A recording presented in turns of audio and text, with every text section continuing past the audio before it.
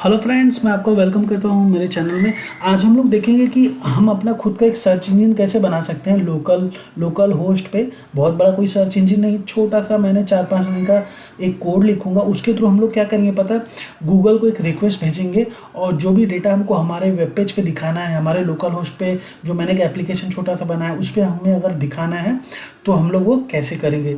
तो ये रहा, ये तो गूगल का मेन पेज है, google.com में मैंने भी ऐसे ही रेप्लिकेट किया थोड़ा मोड़ा, आप चेक कर सकते हो। यहाँ पे लोकल होस्ट google_search, यहाँ पे ये मेरा फोल्डर है, इसके अंदर index.php पे मैंने वो डिजाइनिंग कर दी है, तो ये आपको पेज अपीयर हो रहा है।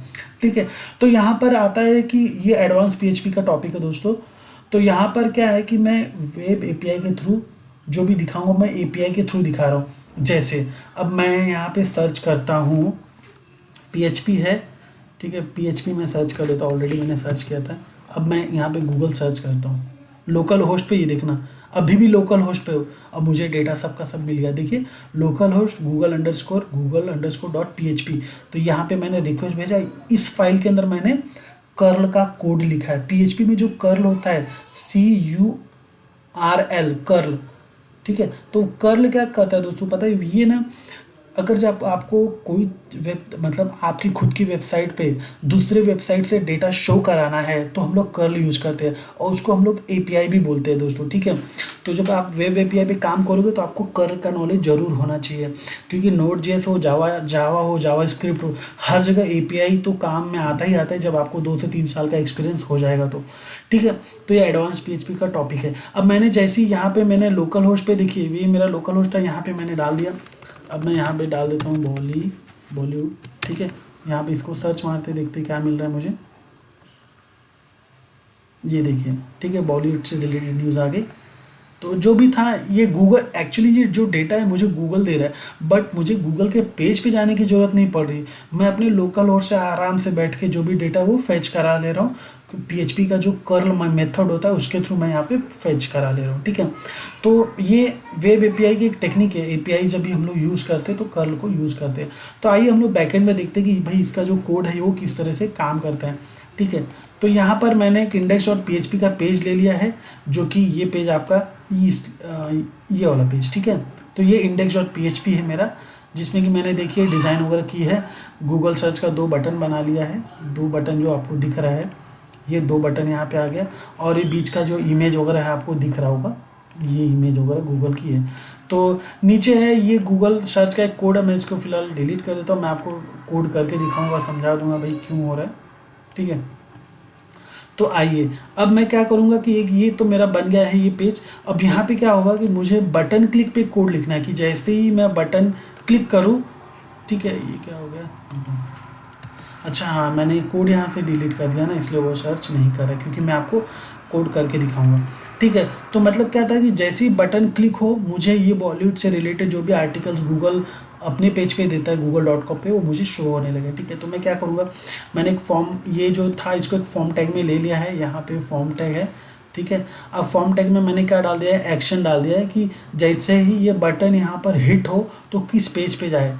तो वो पेज पे जाएगा गूगल सर्च.php, जो कि इसके पहले मैंने आपको दिखाया था, जो यहाँ पे दिख रहा था। ठीक है, तो अब मैं एक पेज यहाँ पे बना लेता हूँ, गूगल सर्च.php, मैंने ये बना लिया। ठीक है, अब मैं क्या करूँगा कि यहाँ पे फॉर्म के अंदर जो बटन है उस पर जब क्लिक होगा तो google_.php पे चला जाएगा, और उसको मैंने मेथड पोस्ट बताया है। ठीक है, मेथड पोस्ट बताया। और यहाँ पे मुझे क्या करना है, यहाँ पे जाते ही मुझे एक चीज़ पहले ये करना है कि इफ़, PHP को ओपन स्टार्ट कर लेता हूँ, इफ बटन ही, सॉरी, वो जो फॉर्म टैग है वो अगर सेट है तो मैं जाता हूँ इसमें $पोस्ट, ये सर्च ले लिया। आप सोचेंगे भाई सर्च कहाँ से आ गया, मैं बता देता हूँ क्यों सर्च ले लिया। ठीक है, मैं एल्स भी ले लेता हूँ कि अगर कोई एरर आता है तो नीचे वाले पार्ट में दिखा देगा। अभी इसके बीच में मैं कोड दिखाता हूँ, एरर इन द कोड। ठीक है, ये हो गया इतना, मैं इसको सेमीकोलन लगा देता हूँ। अब क्या हुआ कि इफ सेट $_पोस्ट सर्च, ये कहाँ से मिलेगा, ये मुझे फॉर्म से मिलेगा। क्योंकि आपको पता होगा कि अगर मुझे फॉर्म इनपुट टैग होता है जो HTML का, अगर उसको रीड करना है, उसकी वैल्यू गेट करनी है PHP में, तो मैं उसके नेम के थ्रू गेट करता हूँ। ठीक है, तो ये जो नेम है ना, मैंने यहाँ पे सेट करा लिया। कौन सा नेम, ये फॉर्म टैग का नेम। देखिए ये फॉर्म टैग की मैं बात करूँ, देखिए ठीक है, यहाँ पे नेम सर्च। तो मैंने बोला भाई अगर ये सेट होता है तो मेरा कोड चला दो। कोड क्या है, पहले मैं एक ले लेता हूँ वेरिएबल कर नाम का। अब भाई कर यहाँ पे इनिशिएट करा दो। ठीक है,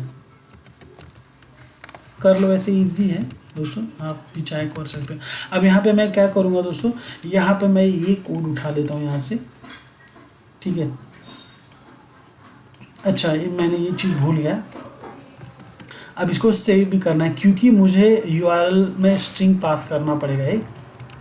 ठीक है, अब मैं इसको डाल देता हूँ सर्च।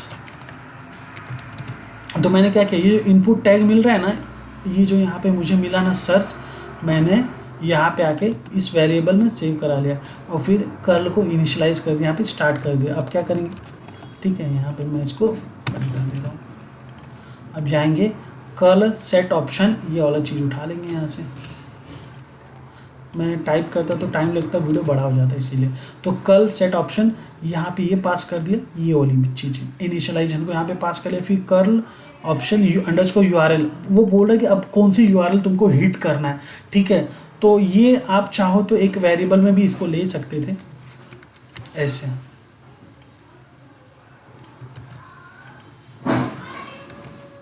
हिट URL, ठीक है, यहाँ पे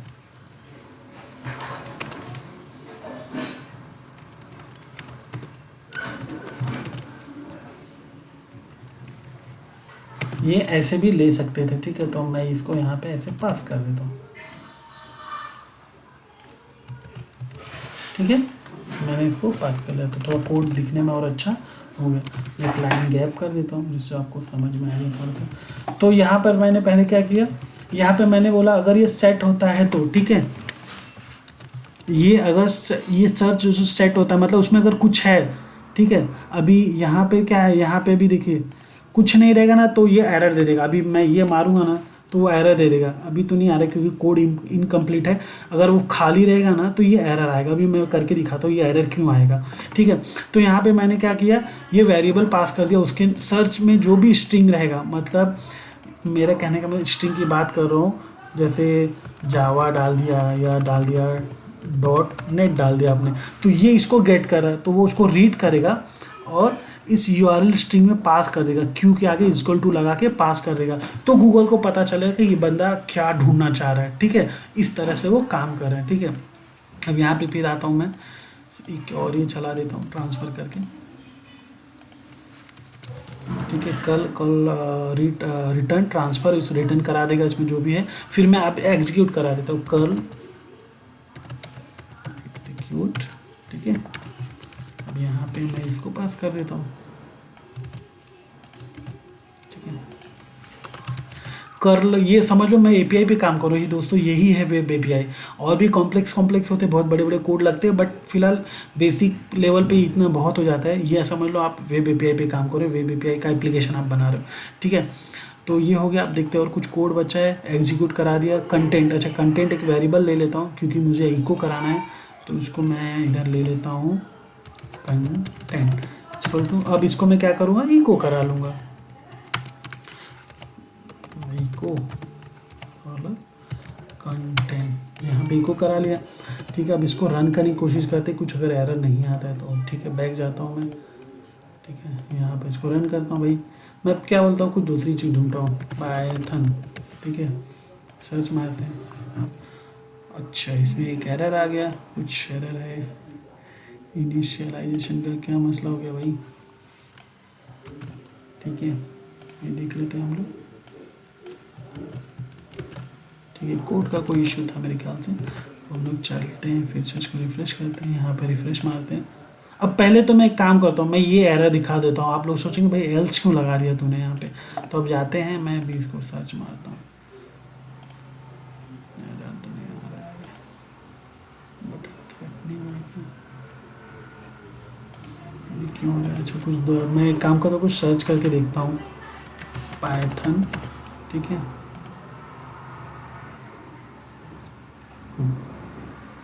तो ये आपका वेब एपीआई जो है वो कर रहा है काम बढ़िया से, ठीक है।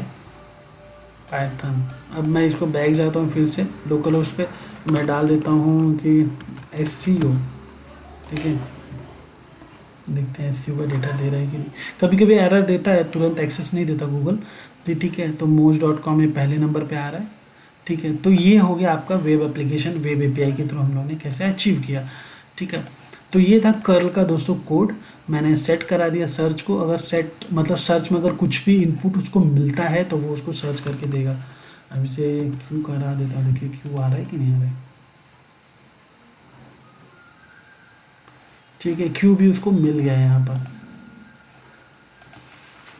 अब PHP फिर से करा देता हूँ, ठीक है। PHP मिल गया। अब मैं बताना चाह रहा था कि ये एक्चुअली क्या है, यहाँ पर ये जो दिख रहा है ना एक स्ट्रिंग पास किया है, वो एक्चुअली ऐसे होता है। अगर जैसे गूगल में मैं डालता हूँ PHP, तो देखिए इसने सोर्स डाला, उसके इक्वल टू लगा दिया, उसके बाद उसने ये सब चीज़ें जो है वो अपना कोड का उसको कन्वर्ट करके यहाँ पे दे दिया, ठीक है। देखिए कितना लंबा उसने मारा है यहाँ पर। तो इसलिए मैंने भी वही करा है, लोकल होस्ट में जाके वही मैंने यहाँ पे करा है। फिर कल को इनिशियलाइज़ किया, फिर ऑप्शन वगैरह जो था मैंने यहाँ पे डाल दिया, और कल को एग्जीक्यूट करा के यहाँ पे वो पेज जो आ रहा है वो प्रिंट यहाँ पे हो रहा है, ठीक है।